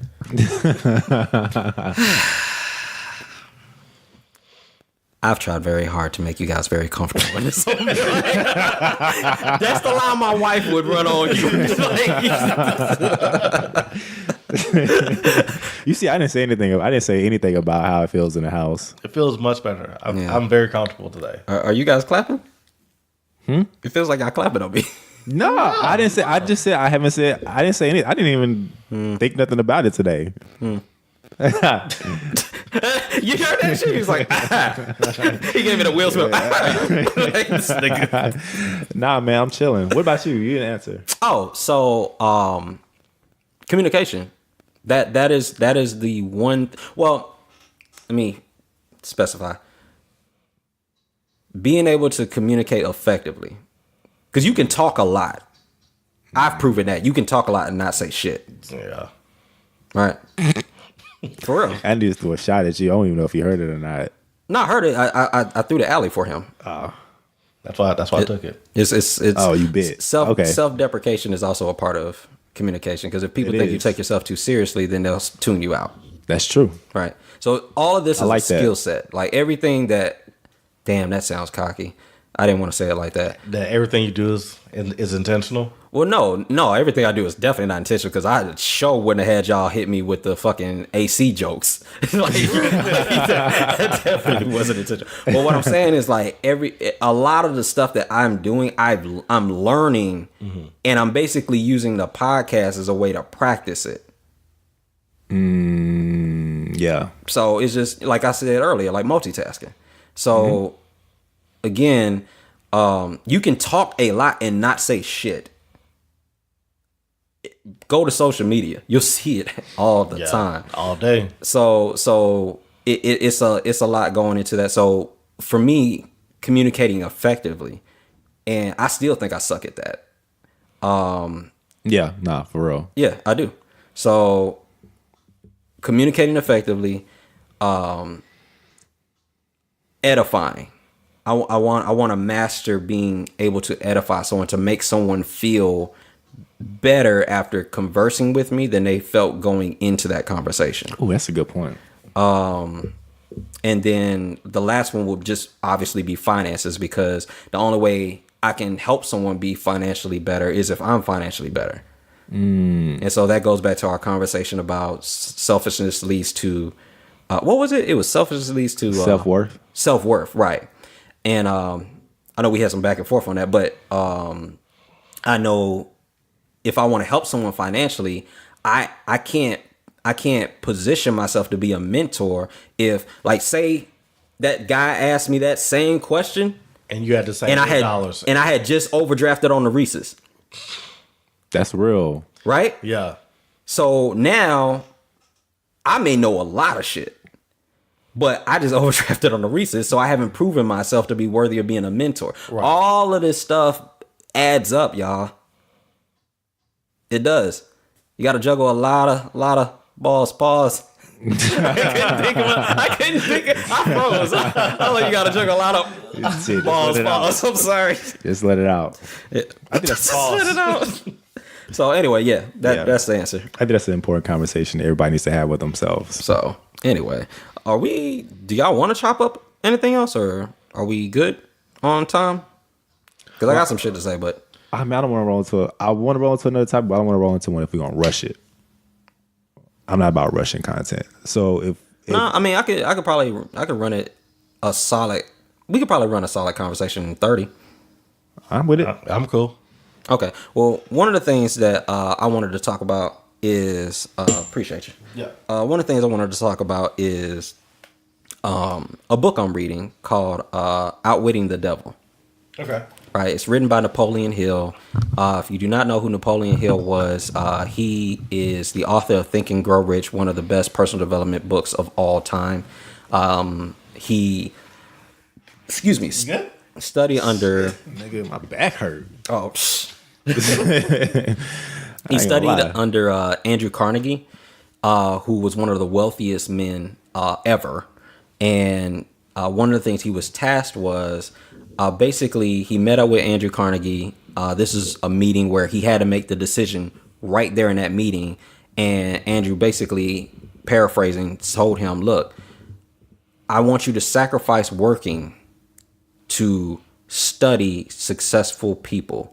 I'm going to connect you with the most successful, influential, and wealthy people in the world. And I want you to study them to find out what makes them tick, what makes them successful, what are the things that they all have in common so that you can be a benefit to other people. And so he undergoes this journey. And obviously he's not making money, but he's like literally just going to these meetings with these people. So he's meeting with all the big heads of that time, Rockefellers, Henry Fords, like everybody. And he compiles this list. So he writes Think and Grow Rich. Now, where Outwitting the Devil comes into play is I don't want to spoil it. It's a really good book. But something happens to him. Something very, very bad happens to him to where he has to go from being sought out as a speaker and a trainer to hiding. And in that, he has an awakening. And when he has that awakening, he basically realizes that there is a spiritual side to success. And it has a lot to do with faith. Okay. And eventually, and this is where the black part of me comes out. Okay. He has a conversation with the devil. And when I heard that, I was like, nope. Nope, I don't like it. I don't do. You shut down already. Yeah, I'm out. Nope, we don't do that. Why? Huh? Or why? Like, what made you shut down? Because you actually black. had a conversation with the devil? Yes. I'm black. Black people, nigga, we run. When the house says, get out, we leave. Nigga, damn that. Like when the blood starts coming down the walls, nigga, that's not paint. Yeah. We gone. Like, out of there. With the quickness. We will never, ever be caught in a Blair Witch situation. Like, ever. So when he was like, I said, he talked to who? bro, one of my homegirls posted something online the other day. What? Amber, she was like, what did she say? She said that how black people in horror movies go, and she said she was sitting on the couch and like something made a noise, and she was like, "Did you hear that?" And the person said, "Nope." She said, "Nope, me neither." Hell yeah. We don't go investigate and shit. We don't do none of that, son. Oh shit! Nobody hears shit.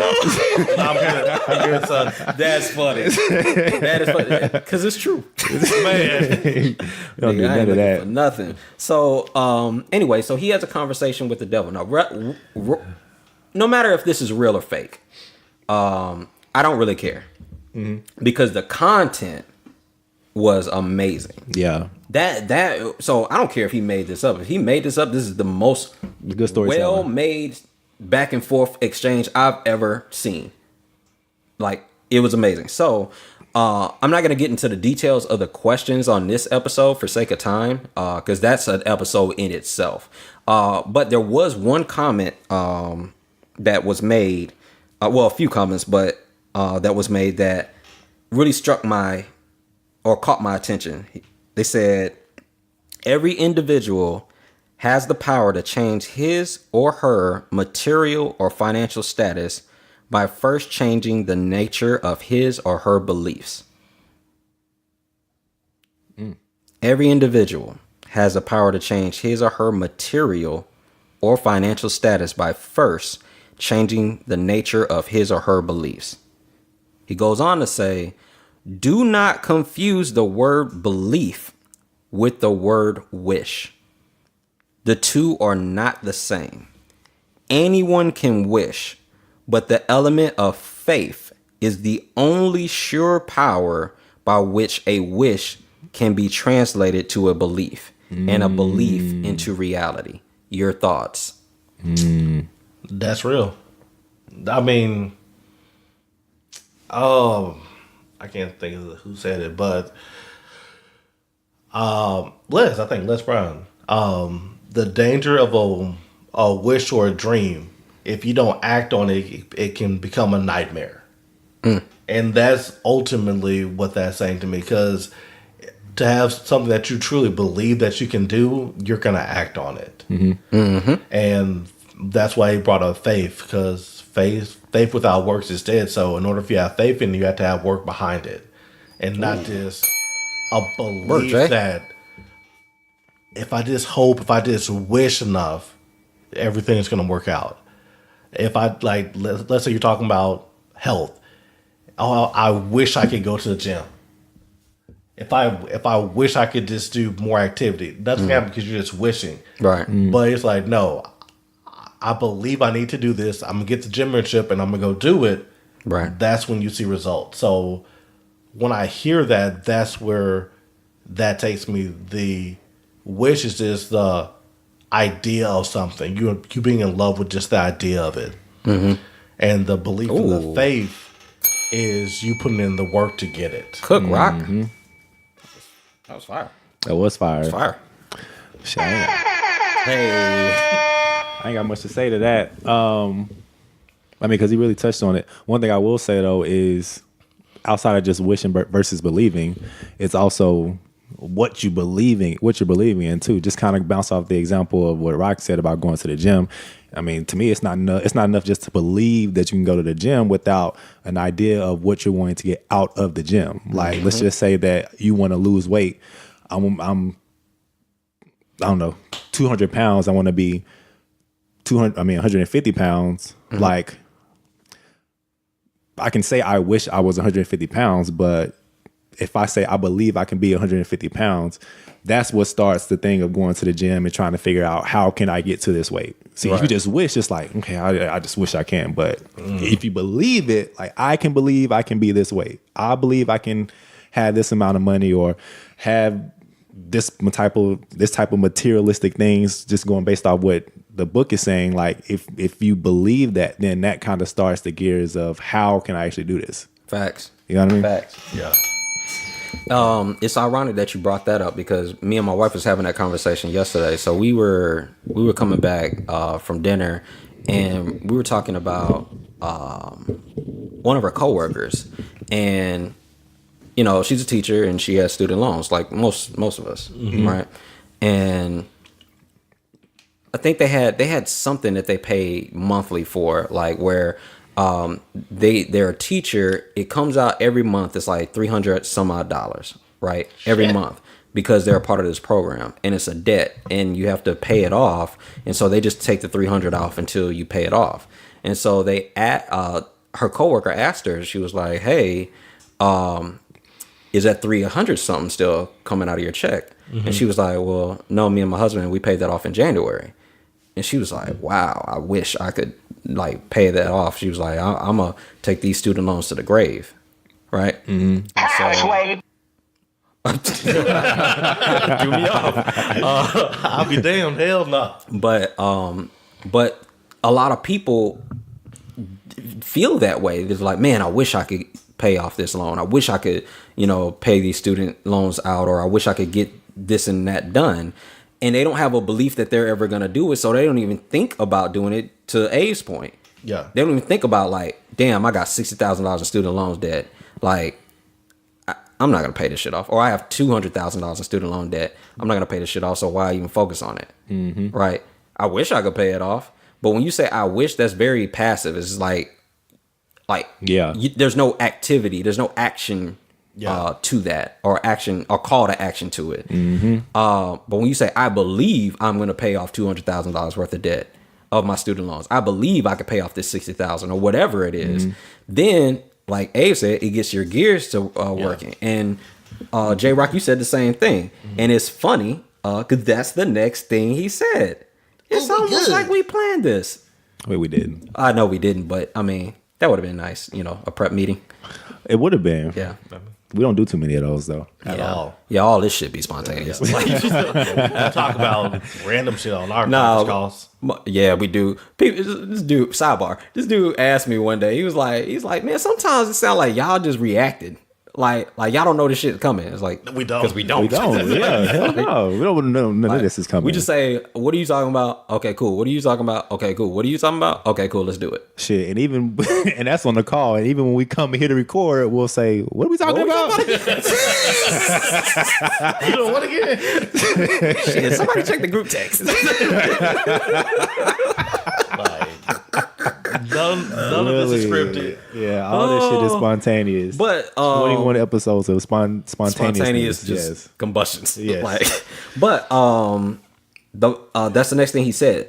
He said the mind acts upon one's dominating or most pronounced desires. There is no escape from this fact. It is a fact indeed. Be careful what you set your heart upon, for it will surely be yours. What I got out of that is the most dominating thought is what you act on. And sometimes I converse with people and their most dominating thought is, like, for example, I was talking to a young lady a couple of days ago. The dominating thought in her conversation is, I'll never find a good man. Oh, well, shit. Well, I mean, That like literally, and I had to think about it. I was like, damn, a lot of our conversations are all the same. That's the most dominating thought in her mind. Mm-hmm. And it literally says, the mind acts upon one's dominating and most pronounced desires. Well, her dominating thought is that she's never going to find a man. So she keeps running into men that do not fit her criteria, and she keeps getting that. Even more so than that, because here's the thing, too. It's like, if you say something like that, there may be good men all around you. So it's not necessarily that she keeps running into bad men. It's just also repelling them. Well, it's that, but she's finding everything that's validating her thought. There you go. That's what it is. That's There what it you is go. more so than anything, Yeah. right? Like she's finding stuff that validates her belief, I guess. It's like a woman snooping around trying to figure out if her man's cheating, and she just goes to keep finding things, and then one thing that could be misconstrued gets attributed to, see, I knew it. Oh my gosh, That's stupid. Yeah. it is.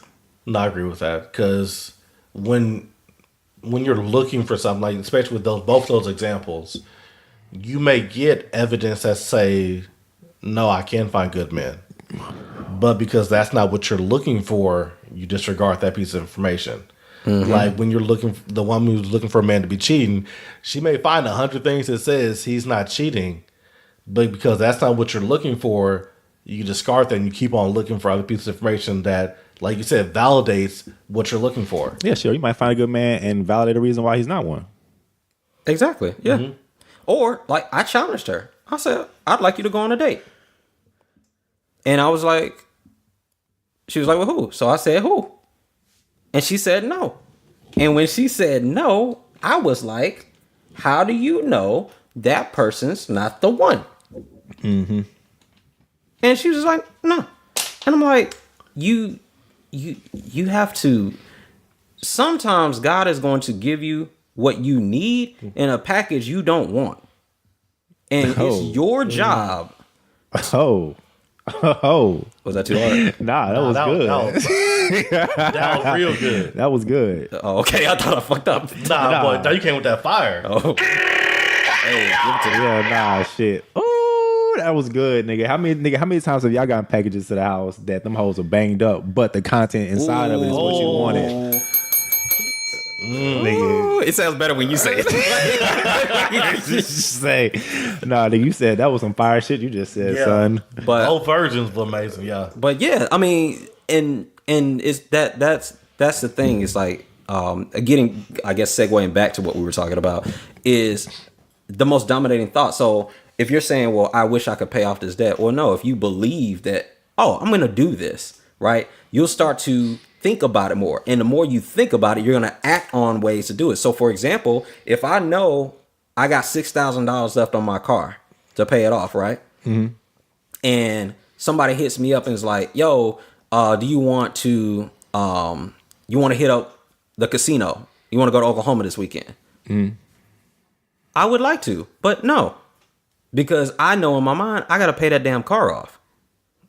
Why would I go to Oklahoma to spend money and risk losing money when I need money to get rid of the damn car note? Yeah. Real talk. Yeah. Now you can fool yourself and be like, oh yeah, but I'm a hit. You know, I stay rolling sevens on the come out. Nigga. Nigga. Let's check them receipts. Because the house always wins. If your name ain't Danny Ocean, nigga, you lost. Yeah, nigga. Or you got out, you gotta get out early. Shit, real talk. Yeah. And just speak on the financial side of that it's all in the mindset, like I said. So let's say you're somebody who struggles with finances, right? You can't save any money. Right. All of a sudden you get a bill that comes in, let's say it's the IRS, you got out of debt.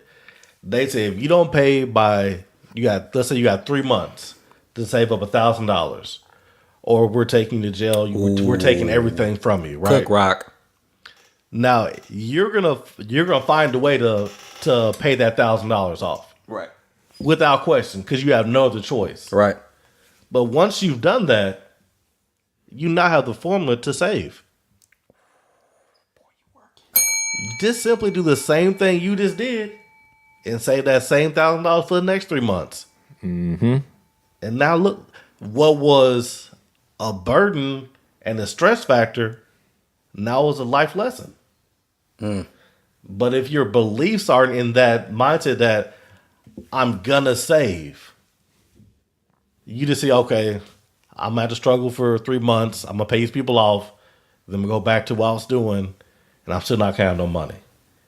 But the government just taught you a way that you can save, and you still survived.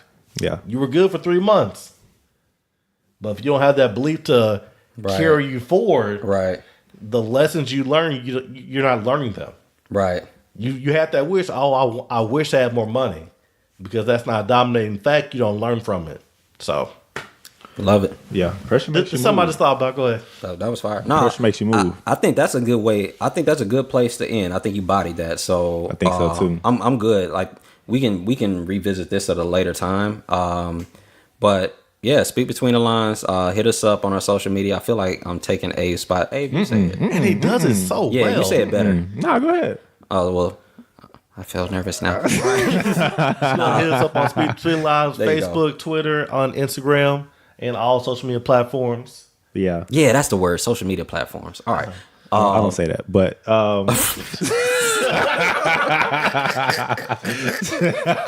And by the way, YouTube is a social media platform. Oh shit. speaking of YouTube, man, we need to get some other stuff on there. Yeah. We got a lot of video content in the vault that I realize. Yeah, we do. Yeah. As a matter of fact, because how many hits we get on that Michael Jackson? I haven't seen it. I think last time I saw it was like, I know it was over 200 the last time I saw it. Yeah, because I know niggas thought we was about to actually like start making that transition. They started looking at the hot takes. 357. We got the views. Mm-hmm. Oh, okay. How many comments was it? I don't care. Anyway, I think like 25 or something. yeah, whatever. Well, when that happened, I know. 22. Okay, cool. 22. So I know we started doing the hot takes on the IG, and nigga came up to me like, "Yo, so y'all finna make that transition to YouTube?" And No. I said, you never know. I was like, we working on some stuff. You know what I'm saying? You can't show your cards, right? Right. Man, and nigga came back. It was like 4 weeks later, dog. That nigga was like, man, your YouTube is Actually, dead. shit is dead. Mm-hmm. So I mean, it was like, yeah. Sometimes you gotta apply pressure. Yeah, So that's true. Oh, shit. Another thing we're working on outside of video shit is merch. that is true. Hey, we getting that merch. Hey. We put some prototypes on our social media. We got people already hitting us saying that they'll rock the shirts. Yes, Yep. we appreciate that. Shout we out appreciate to that. Sean Antonio Hamilton for the XL, please. We will want to work with you. Yeah, man. Facts, so facts. so the merch coming soon, shirts coming soon.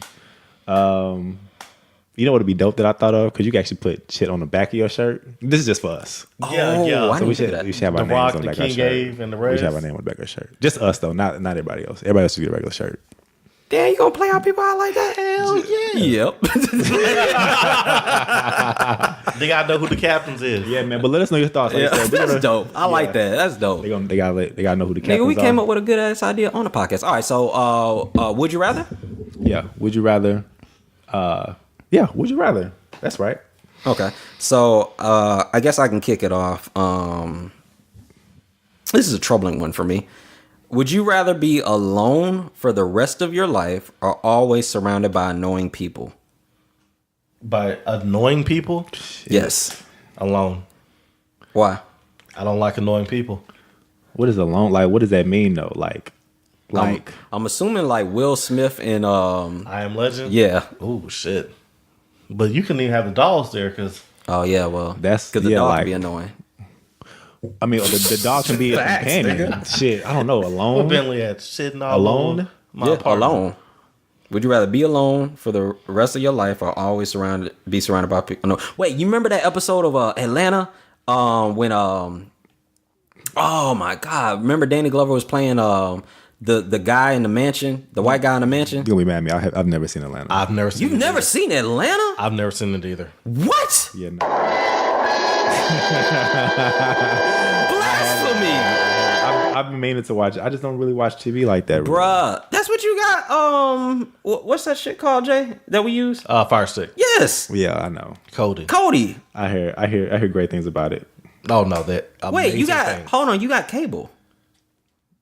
Yeah, We'll just record it off FX. Just put it on your DVR. it's on FX. All right. Everybody needs to watch Atlanta, but yeah, like there's an episode where, damn, I don't want to spoil it. I'll send you a link to it.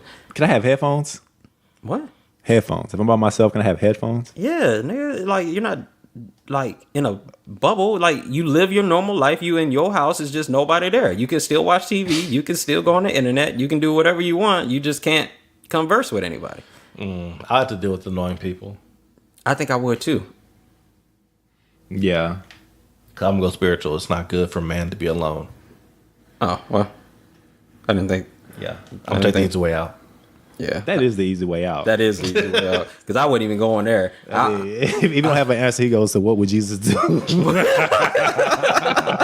What would Jesus do? You ain't got the answer. Well, he does have the answers. He has all of them. Yeah, I would probably rather be surrounded by annoying people too. Yeah. Yeah, man, I'm a people person. I can't I'm a be by people myself person like too. that. It's hard for me to be like, yo, what do you want to master? Communications. But then be like, well, I want to be alone. Yeah, for real. You can't do that. Yeah. So I guess I'm boxed in. I am too, I guess. I thought, You know, I got an interesting answer on one of our Would You Rathers. Okay. I'm listening. Someone said, so it was the Would You Rather go without bathing or go without the internet? Oh, I remember that. Yeah. Someone said that they would rather go without bathing because he realized how much you do on the internet, like pay your bills and do all this other stuff. And I thought that was pretty interesting. But then I thought too, you only pay bills once a month, so I'm about to say you can mail that shit in. And you can call over the goddamn phone. yeah. So So you won't have a funky ass for 30 days. It started off as a good. so answer. you can pay your bills. Man, tell that nigga. You ain't got the answer. Nah, he ain't got the soap, goddammit. Yeah, man. Because people like if you think about it, people were like seriously like about considering the internet over taking a bath, and like That's crazy. yeah, like they said like, well, what about a wash off? You mean like a whole bag? A whole bag? Look. We're not Why gonna they fall gonna for a wash banana in off? the tailpipe. Nigga, moist towelettes. Because you got to think too, because people brought up the point, well, I'm in school and my school is online, so I would need the internet. Like people start bringing in other scenarios, not just video games and Okay, YouTube that was a like good we one. did. Okay, That was a good one. That is was a good one. legitimate. So you know, That was a good one. I thought that was pretty interesting. Yeah. You got a would you rather? That's what you can just do that shit on summer break though. Nah. I mean, that's a valid one. Yeah, the I school can't, one's valid. I can't really front on the school one. Yeah. And I'm just trolling. Oh boy, with the The bills. All right, so that is an interesting question though. all right, so mine is: would you rather have a golden tongue or a silver tongue? Okay, for the uninitiated, because I really don't know the difference. What the hell? What's a golden tongue mean? I'm gonna have to look it up personally because I don't know what time. I believe it's for like the gift of gab, just communication, basically. So what's I a know silver tongue? is Like the less li- value? liar. Oh, okay. It was like that's the poor version. No, that's like your build lie. Silver tongue, it's like salesman. Oh, well then I'd rather have the gold one. What? Is there a platinum tongue? A golden tongue versus a silver tongue? Yeah, I've never heard of a golden tongue. Paul Wall make those? So, who made these, man? A golden. Stop it, dog. It's really a golden tongue. Like, did you just search that? Like a picture? Oh, I was about to say. I'm like, come on, man. I'm trying to look it up. A golden tongue or a silver tongue? So silver tongue means liar, right? So silver tongue is the tendency to be elegant and persuasive using speech. Oh, silver tongue is good then. And the golden... Hey, you ain't got that definition? Nah, man, this is like Urban Dictionary. Yeah, that's what I don't want the... They kind of just make it. What's wrong with the Urban Dictionary? Y'all too good for the Urban Dictionary? Y'all need some Webster in y'all life? I just want to know what the real. How you gonna pick a would you rather? If you don't know what the would you rather. Nigga, hold up. How? It sounds How? No, I'm not gonna even hit it. How, Sway? Okay, I don't know what I'll this pick a is. different one then. Yes, bro. This nigga's Yes, bro. This nigga violent. He said, I didn't pick the. I didn't pick a would you rather. That I don't know what it is. While I'm searching, just go ahead and ask another question. I got one. my All right, I got one God. for you. Would you rather eat a cat or eat a dog? oh, dog. Dog. No question. I eat Chinese all the time. No. Or is that cat? Hold on. Which one is it? They eat dog. I already eat cat, so I ain't tripping.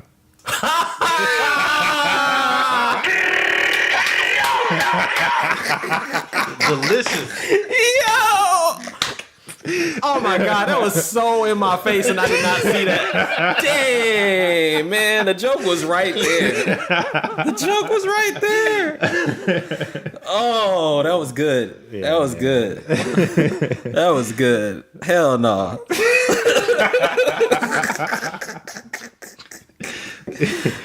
Man, you got another one yet, right? Oh man. Nah, there's no good ones. Nah. You got one? I had one. Hold We on. can end it with two. Yeah. Yeah, this one's a flop. Oh, okay. Another superpower one. Would you rather be able to teleport anywhere or be able to read minds? Probably teleportation. Why? Cause man, I need to.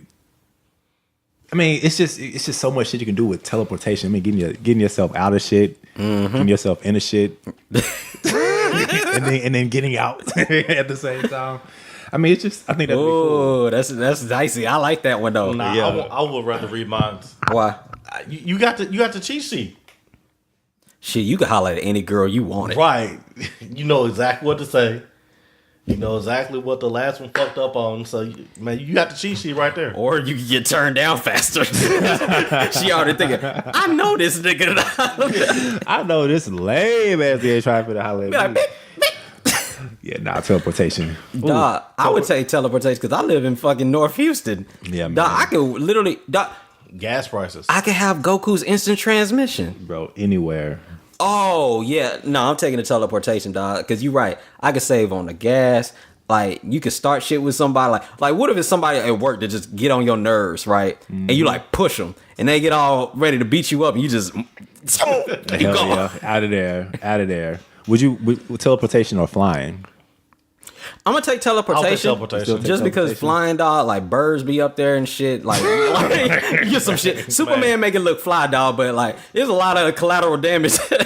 How many bugs will be in your Like, face? yeah, that's what I'm saying. Like, your teeth be all fucking... And he said, Caw-caw, bitch, caw-caw. oh, man. Oh, that was good. right. You got one? I'm going to make one up. So, Okay. would you rather, I'm going to take you back to the last few episodes, have everybody go to jail for police shootings and it still happen? Or you be the person to execute them and then it stop? You know what's crazy? That actually happened in Oklahoma yesterday. There was a shooting at what was the fucking place? It was a grill shop. A dude walked in, shot 3 people and ran. And this guy saw him like trying to escape. Like the dude had his little, you know how you go to the gun range, you got the glasses and the ear things? Yeah. The shooter had that on. And so he sees this car literally pull out of the driveway and then stop. And he says, "Where'd he go?" And he pointed to him. And the guy that was in the car jumped out, pull the pistol out and said, "Get down on the ground, drop your weapon." Dude wouldn't drop his weapon. And the dude that actually just shot 3 people said, "Don't shoot." Bitch. Nigga, you just shot. And then the guy killed him because he wouldn't put the gun down. Yeah.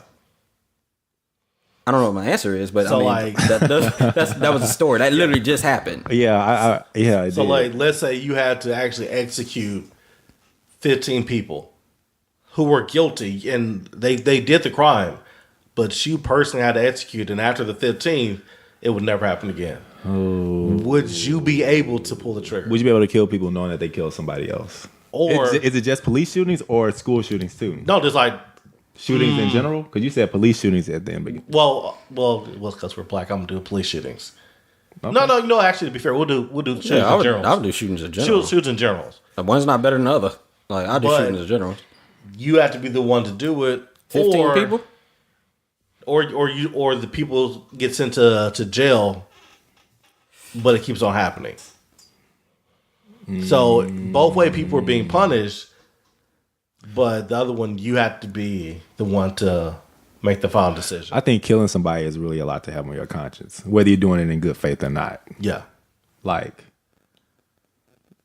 I mean, shit, if I was somewhere and somebody started shooting and I had my pistol on me and I shot the person, I mean, I'm gonna feel like a hero, I guess, or not necessarily feel like a hero, but I'm gonna feel like I did justice to whatever situation that is. Right. In the moment. Yeah, but once the cameras and all that stuff leave, I don't know necessarily how I would feel about actually shooting someone. I would probably have to validate in my head multiple times, like, okay, if I didn't do this, then more people would have died or something like that. So I don't know if having 15 people lined up, knowing what they did, if I would still be able to shoot and kill all these people. I mean, there's people that go to the military. They have PTSD because they shot real. somebody. Yeah. And that's what they're supposed to do. Yeah, PTSD is real. Mm-hmm. So, man, I would probably have them go to jail. But if it was somebody that was close to me, then I would shoot them. I would probably have no. That would probably be no question. It was somebody close to you? If it was somebody close to me that they shot, Oh, I got you. then I would probably have no. At that point I would probably have no problem. But See, it's weird because I'm like the guy that, like, I remember my mom used to kill like fucking slugs in front of the house, like just bury their ass in salt, and I'd be feeling bad. I'd be like, damn, like she would just be crouched over and like she'll sprinkle, like she sprinkled a little bit.